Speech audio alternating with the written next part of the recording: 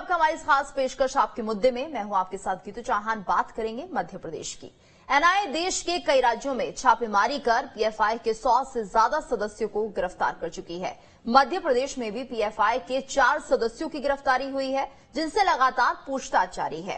NIA की पूछताछ में कई अहम खुलासे भी हुए हैं। पता चला है कि पीएफआई मध्य प्रदेश में अपने सदस्यों को हथियारों की ट्रेनिंग देने वाला था और तो और SC/ST वर्ग में पकड़ मजबूत करने की तैयारी भी थी। तो तमाम तरह के सवाल उठ रहे हैं। आज के सवाल हैं, क्या शांति के टापू में नफरत फैला रही है पीएफआई? देश विरोधी गतिविधियों के लिए पीएफआई क्या ब्रेन वॉश का काम कर रहा है? SC/ST वर्गों को हिंदू समुदाय से तोड़ने की कोशिश क्यों की जा रही है? पीएफआई की साजिश को कहां से मदद मिल रही है? नफरत फैलाने के लिए पीएफआई को क्या विदेशी मदद मिल रही है? ये सभी सवाल होंगे, लेकिन उससे पहले देखिए ये खास रिपोर्ट।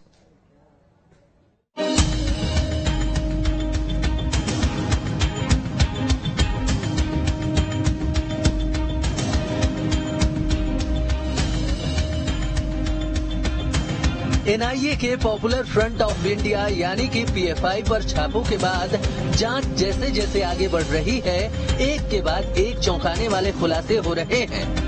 अब जो खुलासा हुआ है उसमें ये बात सामने आई है कि पीएफआई मध्य प्रदेश को ट्रेनिंग सेंटर के तौर पर इस्तेमाल कर रहा था। अब संगठन के सदस्यों को हथियारों की ट्रेनिंग देने की तैयारी भी थी। SC/ST वर्ग में पकड़ मजबूत करने का इरादा भी था और तो और पॉलिटिक्स में कदम रखने की मंशा भी थी। आपको बता दें कि एमपी में करीब 25 जिलों में पीएफआई का नेटवर्क है। 5 जिले श्योपुर, बुरहानपुर, इंदौर, उज्जैन, खंडवा जिले हॉटस्पॉट हैं। जेएमबी और सिमी आतंकी संगठन से कनेक्शन की जांच हो रही है। पीएफआई पूरे मध्य प्रदेश में सदस्यता अभियान चला रहा था। कम समय में इसके करीब 3000 सदस्य बन चुके हैं। पीएफआई की दूसरे संगठनों पर भी नजर थी। SC/ST वर्गों को भी साथ जोड़ने का इरादा था। ब्रेन वॉश करने के लिए सोशल मीडिया का इस्तेमाल किया जा रहा था। भविष्य में चुनावी राजनीति में उतरने की मंशा थी। पीएफआई चरणबद्ध तरीके से अपने मंसूबों को अंजाम दे रहा था। पहले चरण में अल्पसंख्यकों को अपने साथ जोड़ने का काम किया। दूसरे चरण में SC/ST वर्ग को हिंदू समुदाय से तोड़ने का इरादा था। पीएफआई के पकड़े गए सदस्यों से लगातार हो रही पूछताछ में हो रहे खुलासों को लेकर प्रदेश सरकार भी अलर्ट मोड पर है। जिन लोगों की गिरफ्तारी हुई है उन्होंने ये जो बताया है कि हमारे राष्ट्रीय स्वयंसेवक संघ और भारतीय जनता पार्टी के अनेक लोग पीएफआई के निशाने पर थे और इस तरह से पीएफआई जो है वो देश विरोधी गतिविधियों में संलग्न था और ये सख्त कार्रवाई हमारी भारत की सरकार ने की है। वहीं विपक्ष का इस मामले पर क्या कहना है, ये भी सुनवाते हैं। देखिए, कोई भी समाज या सच्चा भारतीय किसी भी समाज वर्ग विशेष का क्यों न हो, यदि राष्ट्र विरोधी गतिविधियां संचालित होती हैं तो उसका पक्षधर नहीं हो सकता है। कानून अपना काम करेगा और यदि जिस तरह की बातें सामने आ रही हैं यदि वो सच हैं तो सख्त से सख्त कार्रवाई होनी चाहिए, उसमें किसी को भी कोई संदेह नहीं होना चाहिए। पीएफआई के पकड़े गए सदस्यों से पूछताछ में हो रहे खुलासों से एक बात तो साफ है कि इनके मंसूबे ठीक नहीं हैं। सवाल यही है कि आखिर पीएफआई SC/ST को हिंदू समाज से क्यों अलग करना चाहता था और ये संगठन पॉलिटिक्स में कदम रखकर क्या हासिल करना चाहता है। TV news state. और इस वक्त हमारे साथ खास मेहमान जुड़ चुके हैं। दिनेश गुप्ता, वरिष्ठ पत्रकार, doctor Randhir Singh Rohar, retired police अधिकारी, प्रदीप माहौर, बीजेपी नेता, रवि वर्मा, कांग्रेस प्रवक्ता। आप चारों का बहुत बहुत स्वागत है। तो जिस तरह से पीएफआई के 100 सदस्यों को एनआईए गिरफ्तार कर चुकी है और भी कई ऐसे लोग हैं जो अभी भी कहीं ना कहीं आम जनता के बीच में हैं और लगातार एक तरह से एक टारगेट है पीएफआई का, जिसे पूरा करती हुई ये जो ऑर्गेनाइजेशन है वो दिख रही है। सबसे पहले रुख करेंगे हम प्रदीप माहौर जी का। प्रदीप जी, तो फिलहाल ये आपसे जानना चाहेंगे, क्या कुछ कार्रवाई की जा रही है पीएफआई के सदस्यों के खिलाफ? क्योंकि हमने देखा 25 जिले तो मध्य प्रदेश के ही हैं, ऐसे में कार्रवाई में कितनी तेजी दिख रही है? देखिए, कंप्लीट क्रैकडाउन ऑफ पीएफआई ये लक्ष्य है। जो ये कार्रवाई चल रही है इसमें पूरी तरीके से पीएफआई के जितने भी मंसूबे हैं उनको खत्म किया जाएगा। जिस प्रकार से लोगों को पकड़ा गया है और जिस तरह की इंफॉर्मेशन उनसे निकल के आई है, देखिए के रईस जो हैं उनके पास से वो ओमान की एक कंपनी से जुड़े हुए थे, उनके पास से इंफॉर्मेशन निकल के आती है कि वहां से जो हवाला फंडिंग है वो पीएफआई के पास पहुंचा रहे थे। प्रधानमंत्री जी के ऊपर अटैक करने का इनका प्लान था, ठीक है, और साथ में वहां पे बहुत सारी जो एंटी इंडिया एक्टिविटीज हैं उनको चलाने का प्लान था। पीएफआई एक ऑर्गेनाइजेशन जो है कंप्लीटली एंटी इंडिया ऑर्गेनाइजेशन है। हम सबको मालूम है किस प्रकार से पीएफआई ने एक अपना स्लोगन दिया था, मिशन 2047, जिसमें 2047 में भारत को पूरी तरीके से एक इस्लामिक राष्ट्र बनाने का इनका प्लान चल रहा था। तो इस तरह की एक्टिविटीज भारत में टॉलरेट नहीं करी जाएंगी, इसको पूरी तरीके से खत्म करना पड़ेगा। और इसी टास्क में एनआईए जो लगी हुई है, बहुत अच्छा काम कर रहे हैं एनआईए के हमारे जवान जो हैं और जो हमारी इंटेलिजेंस एजेंसीज हैं बहुत अच्छे से काम कर रही हैं और सफलता बिल्कुल अच्छी तरीके से मिलेगी। भारत में पीएफआई का नामो निशान मिट जाएगा। रणधीर जी, आपसे हम जानना चाहेंगे, पीएफआई जिस तरह से अपना नेटवर्क यहां पर फैला रही है, पूरे देश की अगर हम बात करें तो तकरीबन 20 राज्यों में पीएफआई का नेटवर्क फैल चुका है। 100 से ज्यादा जिले ऐसे हैं जहां पर इसके मेंबर्स सक्रिय हैं। ऐसे में अगर हम मध्य प्रदेश की सिर्फ बात करते हैं तो यहां पर भी 25 जिलों की बात सामने आ रही है। क्या कुछ कार्य प्रणाली होती है, किस तरह से काम करते हैं, कैसे आम लोगों के बीच में घुस जाते हैं? रणधीर जी। अभी जैसे बताया कि अभी पीएफआई के बारे में सबसे पहले अपने को ये समझना पड़ेगा कि ये चीज आई कहाँ से। सबसे पहले जो हमारी एजेंसी जो है, चाहे ईडी हो, चाहे एनआईए हो, लोकल पुलिस हो या आईबी हो, वो अपने स्तर पर जो है इनकी जानकारी करने के बाद में उसमें जो है अटैक करते हैं। तभी छापे डालते हैं जब कोई सबूत मिल जाते हैं। तो इसका सबसे पहले ये समझना पड़ेगा कि 2006 में सबसे पहली बार जब केरल में ये इसका उद्भव हुआ और एनडीएफ के नाम से इसको पहले जाना गया, उसके बाद में जो है अभी जो हालात बने, जो एमपी में लोग पकड़े गए हैं, इससे पहले भी जो है ये कई प्रतिबंधित संगठन के लोग जो पकड़े गए थे, उसी तरह से ये अभी यहाँ अभी प्रतिबंधित विभाग कई राज्यों में ये प्रतिबंधित हो चुका है और पूरे देश में अभी बहुत जल्दी हो जाएगा। जो अपने एनआईए की कार्रवाई है उससे कोई नहीं बच सकता है। एनआईए हो या ईडी हो, सबसे पहले इंटेलिजेंस का जो है ये अपना क्षेत्र आते हैं, वो आईबी की मदद करते हैं, चाहे वो देश विदेश के बाहर में जो रॉकी स्थिति हो, तो उसमें सबसे पहले ये अपने इन्फॉर्मर के हैं या अपने लोग के हैं या जिसको अपने को इंफॉर्मेशन देते हैं, और या कोई ऐसी घटना हो जाती है जैसे अभी बिहार में जो हुई, उसमें भी इससे जो है जी बिल्कुल। और कहीं ना कहीं एनआईए ने कार्रवाई की है बिहार में भी, जिसके बाद कई और बड़े चौंकाने वाले खुलासे हो रहे हैं कि 2047 तक कहीं ना कहीं इसे पूरा मुस्लिम राष्ट्र बनाने की कोशिश की जाएगी। ऐसे मंसूबे हैं पीएफआई के। रवि जी, आप क्या मानते हैं, क्या कानून कमजोर था जिसके चलते इतनी एंट्री हो गई पीएफआई के सदस्यों की? 25 जिलों में पूरा नेटवर्क फैला लिया है मध्य प्रदेश में और कानून तक खबर तक नहीं पहुंची, या कुछ कार्रवाई नहीं की गई, या बहुत शातिर तरीके से पीएफआई अपना काम करता है? आईएएस नहीं हो या पाकिस्तान रवि जी कोई भी जो है उसके बारे में जो जी। रणधीर जी, आपके पास एक बार फिर से लौटेंगे। रवि जी से सवाल था।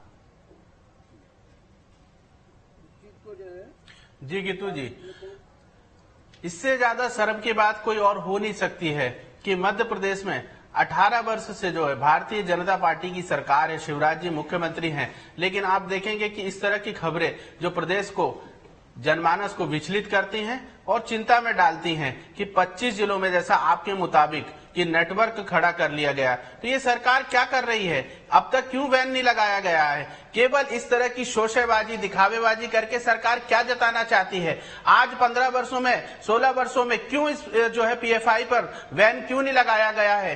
केवल एक वर्ग विशेष में जो है भय पैदा करना, डर पैदा करना, चुनावी परिदृश्य को देखते हुए इस तरह का माहौल खड़ा करना कहीं ना कहीं सरकार के जो है निकम्मेपन, नकारापन को उजागर करता है।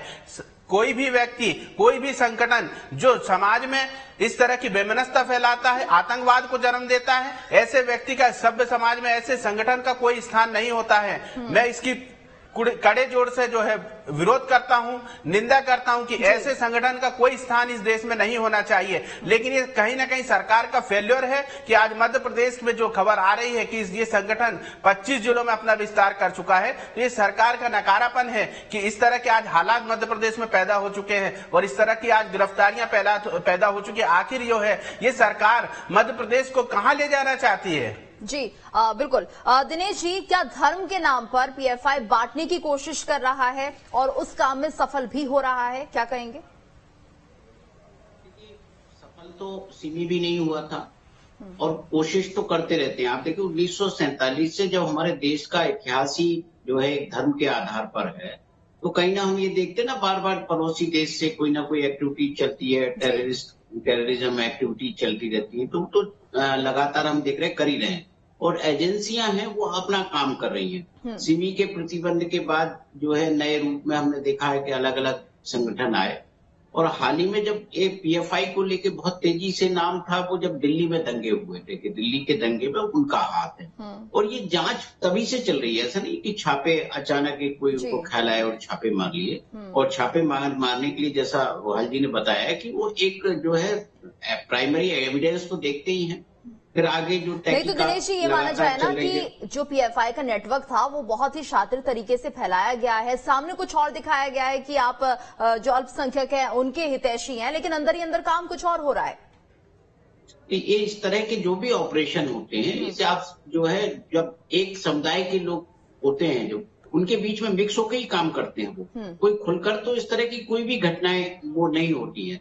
तो उनका जो ऑपरेशन था वो कई बार जो मदरसों को लेकर सवाल उठते हैं, क्यों उठते हैं? इसलिए उठते हैं क्योंकि कहीं ना कहीं उनकी एक्टिविटीज हम देखते हैं कि उस तरह की जो है गतिविधियों में संलग्न पाए जाते हैं। तो जब लेकिन सबसे महत्वपूर्ण चीज है जिन राज्यों में भी इनकी गतिविधियां हैं जहां साक्ष्य मिल गए वहां प्रतिबंधित कर दिया गया, लेकिन जिन राज्यों ने दिल्ली के दंगे के बाद भी यदि कोई अपना एक जो है उन्होंने सबक नहीं लिया और पीएफआई पर इंटेलिजेंस नहीं लगाया तो निश्चित तौर पे ये उन राज्यों का फेल्यूर है।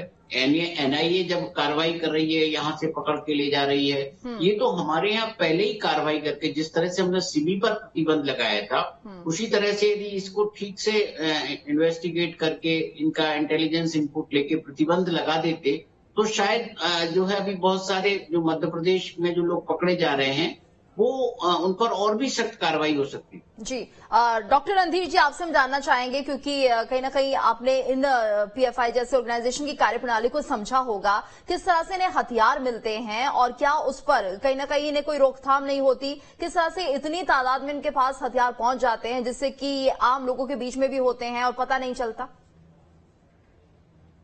बिल्कुल सही बता रहे हैं। जो जब सूचना मिलती है उसमें से एनआईए हो, लोकल पुलिस हो, ईडी सभी कार्रवाई करते हैं और इसमें जो और ज्यादा मजबूती से जो है जो स्लीपर है उसको ढूंढ के अपने कार्रवाई करते हैं। तो जहाँ पुराने जो प्रतिबंधित हैं उनकी मदद से भी ये काम करते हैं। तो जहाँ ये प्रश्न आ रहा है तो उसमें एससी को जो है ये समाज को तोड़ने की बात करते हैं, क्योंकि कोई आज नई चीज नहीं है। जय भीम और जय मीम का धारा बहुत पुराना चल रहा है, उसमें ऐसी स्थिति नहीं है कि जो है वो आज को नया काम हो। वैसे ग्रुप को जो है अपने लेवल पे ये अपने को देखना चाहिए। जहाँ पार्टी की बात लेके चलते अपने को ये देखना पड़ेगा कि यदि जो एक पिछला वर्ग है अपने बीच में से ही कटाव करके अगर वह जा रहा है तो कहीं ना कहीं हमारी भी कमी है। हम भी एक पार्टी से संबंधित हैं, किसी का भी दिल्लान किसी के साथ हो सकता है।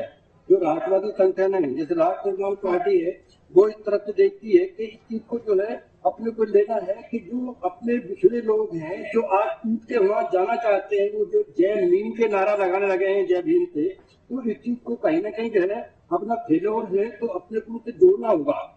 ये आज ऐसे चीज नहीं है कि अपने कोई नया पैदा हो गया। यानी ऐसे ऑर्गेनाइजेशन पर लगाम लगानी बेहद जरूरी है और इनकी जो गतिविधियां हैं इन पर नजर बनाए रखना भी बहुत जरूरी है और ये प्रदेश सरकार का काम है, प्रशासन का काम है। प्रदीप जी आपको जो बता रहे हैं ये बिल्कुल सही है कि कर देना चाहिए जो भी आपने दुकाना होते हैं और प्रतिबंधित करने के बाद में जो है उस पर कड़ी कार्रवाई जो यूएसपीएससी अपन करते हैं सख्ती से करना चाहिए। प्रतिबंधित नहीं होता है उसको थोड़ा सा उनका लाभ मिल जाता है तो प्रतिबंधित करने के बाद में निश्चित रूप से जो है यूएपी एक्ट 1967 के तहत जो है कड़ी कार्रवाई होगी, उसमें आमतौर पर जमानत नहीं होती है जी। और जब सजा होती है तो आजीवन कारावास और फांसी की सजा होती है। प्रदीप जी फिलहाल एक बड़ी चुनौती है इस वक्त प्रदेश सरकार के सामने, क्योंकि जो ये पूरा नेटवर्क है इसे ध्वस्त भी करना है। और आपने ये भी देखा होगा अगर 25 जिलों में ये नेटवर्क फैल चुका है, इसका मतलब ये माना जाए कि जो अल्पसंख्यक हैं, जो युवा हैं, उनका कहीं ना कहीं ब्रेन वॉश किया जा रहा है। कितनी बड़ी चुनौती है सरकार के सामने? बिल्कुल, देखिए सरकार के पास बहुत सारी चुनौती हैं और इन चुनौतियों से सरकार लड़ भी रही है अच्छी तरीके से, और इनमें जो पीएफआई का नेटवर्क है उसको ब्रेक करने में काफी हद तक सक्षम है, वो जो दिखाई भी पड़ रहा है और आगे रिजल्ट सामने आएंगे। लेकिन सबसे बड़ी समस्या की बात यह है कि जिस प्रकार से पीएफआई जैसे ऑर्गेनाइजेशन, एंटी इंडिया ऑर्गेनाइजेशन जो हैं, उनको कांग्रेस का प्रत्यक्ष सपोर्ट मिल रहा है। देखिए इंडिकेशंस हैं कुछ जो मैं आपको बताता हूं। पहले तो कांग्रेस ने भारत जोड़ो यात्रा जो थी उसको रोक क्यों दिया, जिस समय पे पीएफआई ने अनाउंसमेंट किया कि भारत व्यापी जो हम बंद का अनाउंसमेंट करते हैं, उसी समय उन्होंने अपना वो रोक दिया। ठीक है, उसके अलावा सिद्धरामैया जी ने 173 केसेस हैं पीएफआई के अगेंस्ट में, जो एक प्रोफेसर का हाथ काट दिया गया था वो वाला केस भी है। इन सारे केसेस को दबाने में पूरी भूमिका निभाई कांग्रेस। और दूसरा, जिस तरह से चाइना का हाथ सामने आ रहा है, हम सबको पता है कि किस प्रकार से जो राहुल गांधी हैं वो चाइना के साथ में एक एग्रीमेंट करके आए थे, जिसके ऊपर आज तक राहुल गांधी ने कोई स्टेटमेंट नहीं दिया। और आज का राहुल गांधी जी से जब पूछा गया कि पीएफआई के ऊपर जो जगह जगह पे छापेमारी हो रही है, इसके ऊपर क्या बोलना है, तो राहुल गांधी जी ने बिल्कुल इनडायरेक्ट स्टेटमेंट दिया। उनके स्टेटमेंट को आप ढंग से देखिए, उनका स्टेटमेंट कभी भी उन्होंने वर्ड पीएफआई अगेंस्ट में कहीं यूज नहीं किया। उन्होंने सिंपल ये बोला कि जो भी ऐसे ऑर्गेनाइजेशन है सबको, जो भी इंडिया के खिलाफ है उनके खिलाफ कार्रवाई होनी चाहिए, बस।